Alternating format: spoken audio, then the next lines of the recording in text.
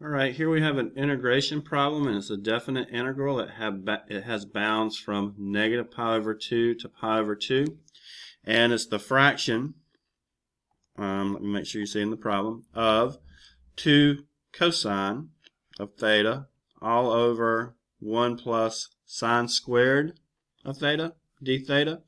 And once again, I notice a perfect square in the bottom, the sine squared, and also notice the 1 squared. So I'm thinking an a squared plus b squared, which looks a lot like the tangent inverse integration that I have written, 1 over a squared plus u squared. So let's identify the parts and see if it matches up. So in this case, it looks like the a is 1, and the u is the sine of theta. And that's going to match up perfectly, okay, with what we already have.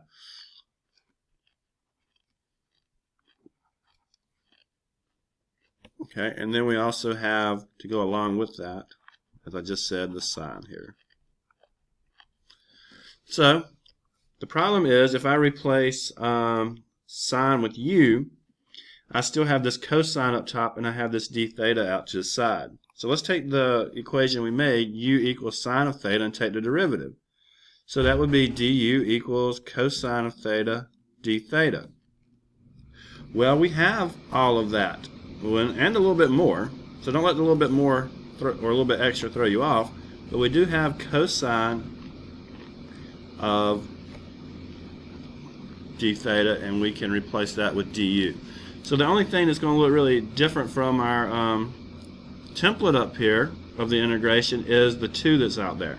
But that's okay. So let's rewrite this as the integral. Let's pull the 2 out front. And we'll have the integral of 1 over 1 squared plus u squared du when we replace everything. And that's going to be my perfect tangent integral up here. So there'll be a 2 out front, and it'll be 1 over 1. So why would I even write that? But I will, just so you don't get lost. Times tangent inverse of u, which is the sine of theta, over a, which is 1. It'll be plus c, but if I'm in the right terms, I'm just going to go ahead and say from negative pi over 2 to positive pi over 2, since it's a definite integral. So I'm just going to rewrite it one more time before I do that. That'll be 2 times the tangent inverse of sine of theta from negative pi over 2 to positive pi over 2. So that seems a little bit weird. I'm trying to clean up here. Let's go ahead and see how we plug things in. There we go.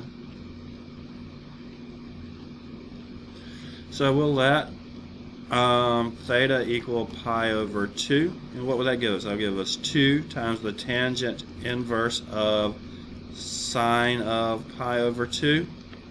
Then it'll be minus, and we'll let theta equal negative pi over 2 of 2 tangent inverse of sine of negative pi over 2. So what we're going to do is we're going to take the sine of an angle and get a number, and then we're going to take the tangent inverse of that. And the nice thing is that sine and tangent inverse have the same domain, basically, in the first and fourth quadrant. So both of those functions, the tangent inverse, runs from negative pi over 2 to pi over 2. So as long as I'm putting something in the sine that does that, it will come back the same. But anyway, the sine of pi over 2, the sine at 90 degrees, is 1. Tangent inverse of 1. Let's see. What would that be? Tangent inverse is 45. So not what I was expecting. But let's see here if that is correct. So let's just work this out. 2 tangent inverse, and the sine at pi over 2 is 1. Make a neater one for you. Minus 2 tangent inverse, and the sine at negative pi over 2 is negative 1. So the tangent inverse at 1 is pi over 4. So this will be 2 times pi over 4. So remember that the 45 degrees is where the sine over the cosine is the same. Minus 2, and the tangent at the tangent inverse of -1 will be negative pi over 4. So what do we get? We get pi over 2 plus pi over 2. It looks like this gives me pi. Okay. A little tricky there, making sure you do things right, but you can use your calculator. You can draw a unit circle if you like and see where these things are happening, but the inverses are sometimes easier done in your calculator. But make sure you're in radian mode, because you don't want to put 45 and negative 45 here. You want them to be in radian, pi over 4, negative pi over 4. All right, thank you.